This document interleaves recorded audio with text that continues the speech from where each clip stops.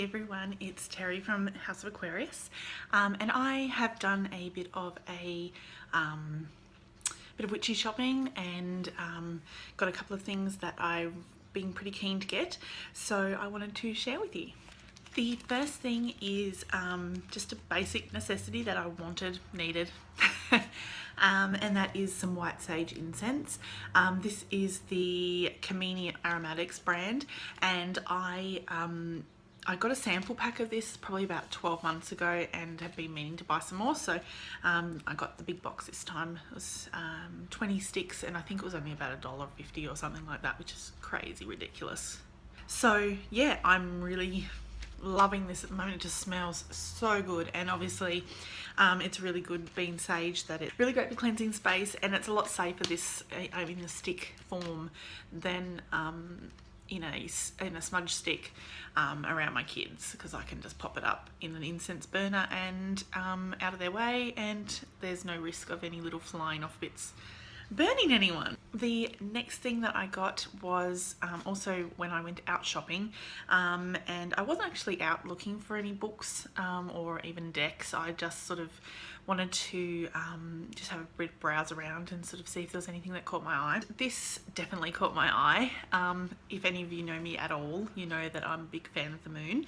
I say this, I have always sort of had an affinity to the moon and always been really interested in the phases and stuff, but I've only ever really celebrated, say, the new moon and the full moon. So when I saw this book, I was actually really excited because it's been something that I've wanted to do for a long time. This is called Moonology, and it's by Yasmin Boland. She's an Australian author. She is actually, I think I read that she grew up in Tasmania. Yes, grew up in Tasmania, has lived in Australia, France and England. Yeah, when I saw this book, I thought, wow, I really want to get this book and read it thoroughly and actually start working with the full cycle of the moon, rather than just the sort of halves, I guess, you know, the new moon and the full moon. So this has got why getting in tune with the moon can change your life for the better, how you can predict the weeks ahead based on the moon, powerful rituals and ceremonies for working with the moon, how to work with each new moon to create magic in every part of your life, why the high point of the lunar cycle, the full moon, is a powerful time for shifting blocks and practicing forgiveness, and the benefits of working with the energy of the moon on any given day. I saw that Katie Flowers picked up a copy of this, and she's done a bit of a quick review in her August favourites. So it was actually on the same day that I picked this up, I came home, jumped to my computer and saw that she'd actually read it and done a bit of a quick sort of little review about it. So that was really a nice moment of synchronicity, and sort of justified my purchase. So I'm really excited to get into that. The next thing that I have purchased is the Wild Unknown Tarot. Now I have had this deck before, and I actually very recently sold it on, but I saw it again on sale on the website, on the Wild Unknown website, and they had a deal on for this and the book. So it was about $50 US, I think. So considering that I'd paid about $60 US for just the deck before, I was pretty excited. So I think this, the Wild Unknown's actually going, I know, the Wild Unknown is actually going to be going to a commercial publisher, so it's not going to be an independent deck anymore.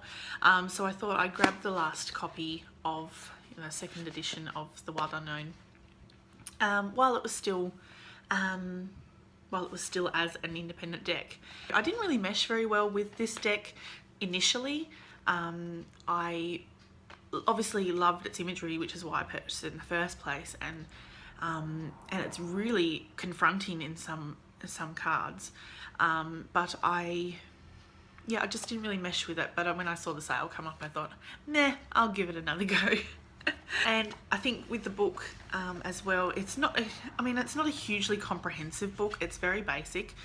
There's just a basic image and a very short description, but I think with the keywords in each of the descriptions, which I haven't really had a good chance to read yet, it's pretty useful. So maybe I will work better with this deck now that I have the guidebook, and I'm able to sort of link in my knowledge of the tarot with the meanings in the book.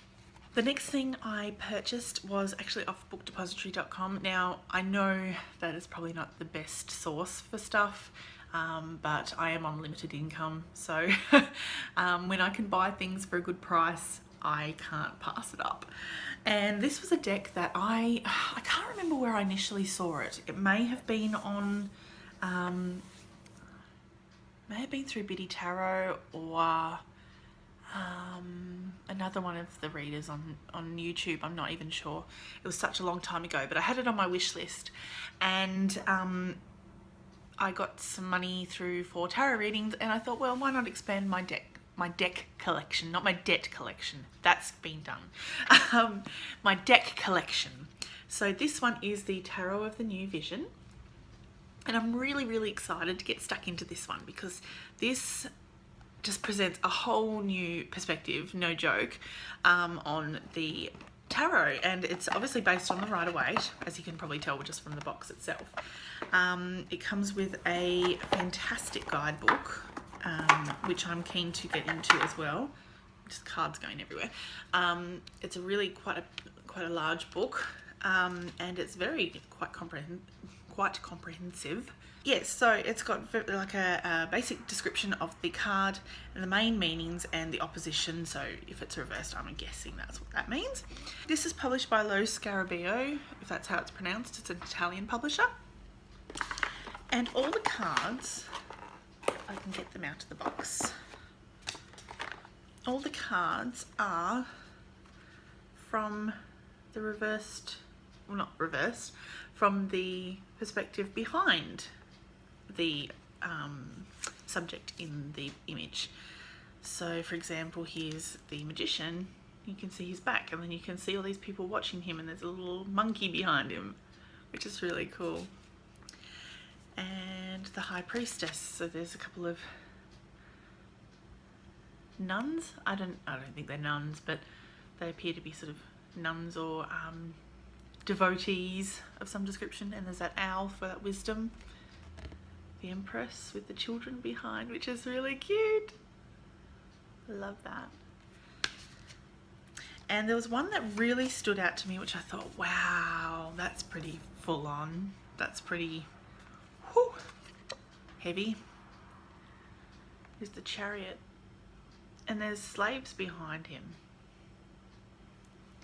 I hadn't even considered what might be behind the Chariot. Like, what is that driving force?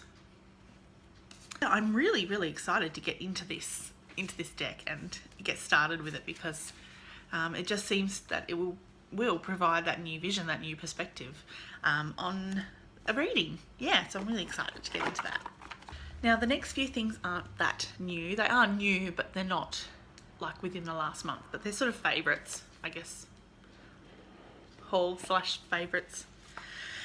So the next one is the astrological oracle cards. Why can't I talk today? Astrological oracle cards. This is also published by Lo Scarabeo. I seem to attract these decks from this publisher. It is a 22 card deck. It is by,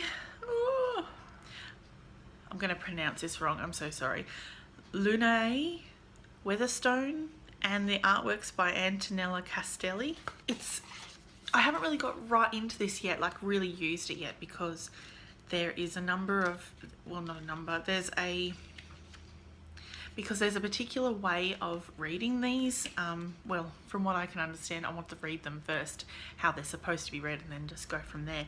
The guidebook says how to use the cards is, there's a general reading way and a reading for insights, and for the first one, it's like you separate the star sign cards from the planetary cards, and you set them aside, and you mix the planetary cards face down, choose 2 cards at random, turn them over at the same time, and take a moment just to absorb the initial impression. Then move on to the divinatory message, which is in the book, and then in addition to absorbing the simple message on its own, you can use this as a starting point for journaling or meditation. And then the next one is the Circle of Houses reading, which You separate the star sign cards from the planetary cards. You mix the star sign cards and choose one at random. You place it at house 1 on the wheel. It's got a little diagram. Then you then you place the rest of the star sign cards in a circle in their correct zodiac order. So if you chose Virgo for house 1, then house 2 would be Libra, house 3 would be Scorpio, and so on, ending with Leo in house 12.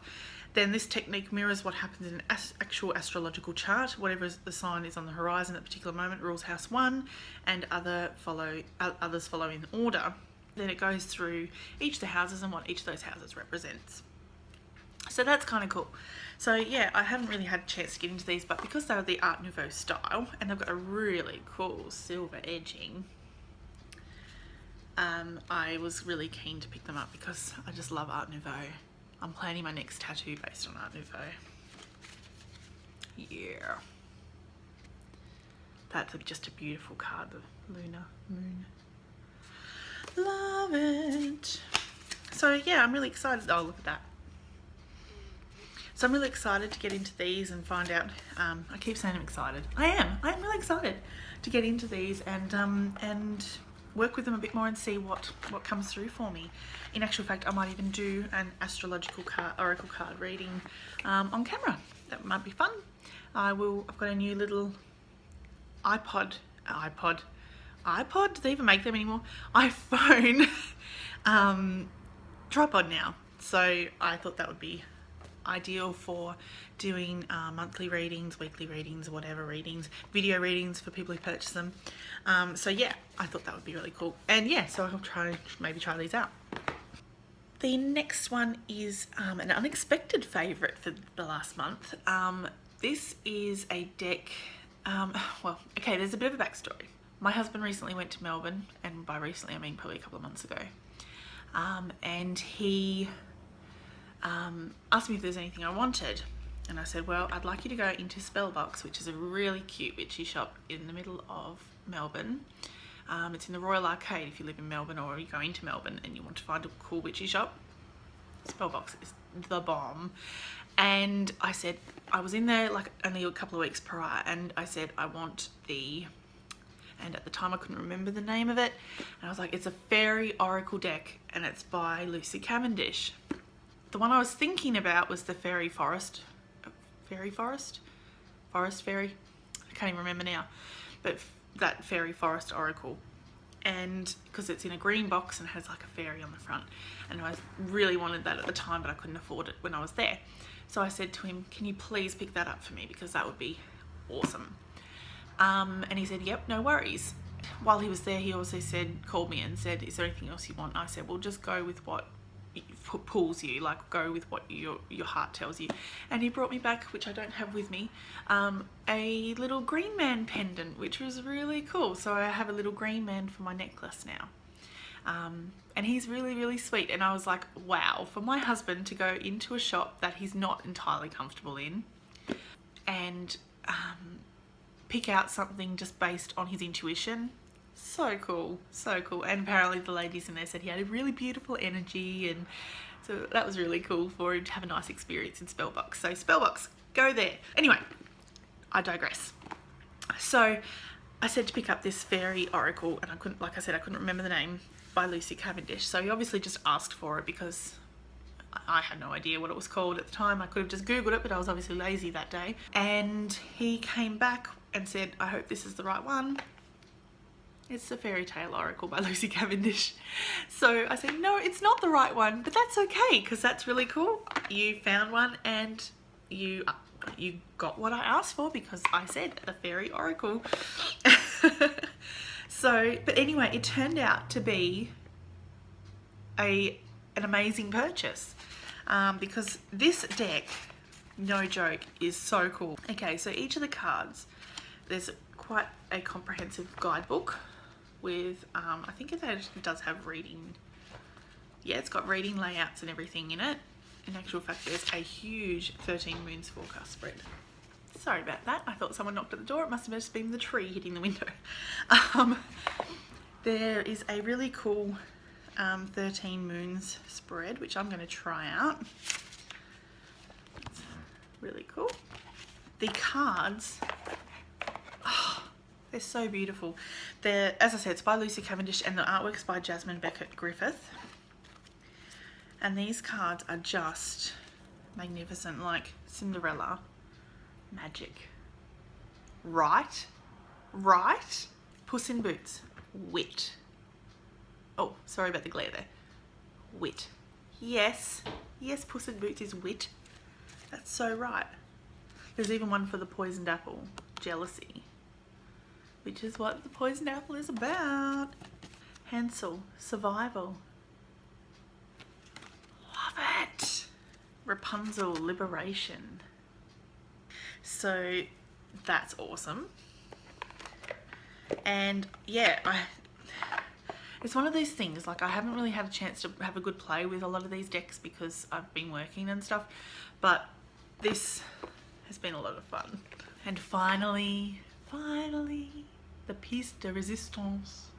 Okay, so this is a deck that I have wanted for so long.